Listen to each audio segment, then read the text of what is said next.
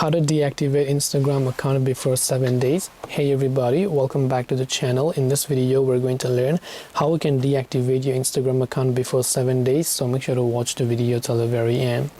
Now if you had actually deactivated your account before and now you're again trying to deactivate it within a week, you can't do it because according to Instagram you have to wait at least a week before you try to deactivate your account.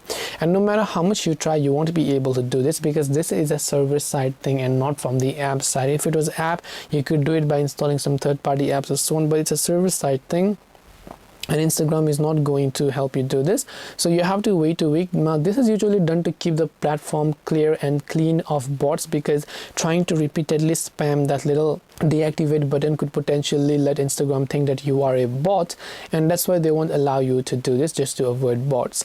So hope this video helped you understand the question. If you have got any more questions, then feel free to leave them down below. Thank you for watching till the end and see you soon in the next video.